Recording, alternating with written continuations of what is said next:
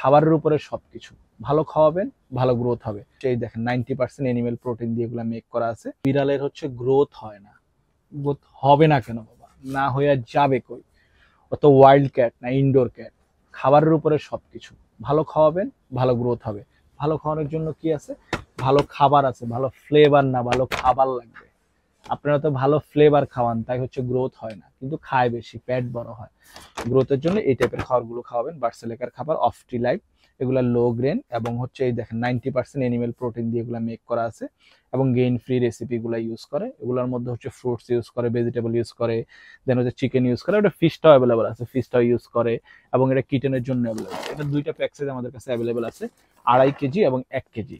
1 KG এবং 2.5 KG দুইটা packet size available আছে। এগুলো আমাদের থেকে কালেক্ট করতে পারেন আর এগুলো ট্রাই করতে পারেন। মনে করতে পারেন যে আপনার বিড়াল খাবে না, ইনশাল্লাহ খাবে। এইসব খাবার খাওয়ালে একটা কি জানেন, বিড়ালের সহজে কিডনিতে প্রবলেম হয় না, ইউরিন ইনফেকশন হয় না। ভালো খাওয়ালে বিড়াল ভালো থাকে।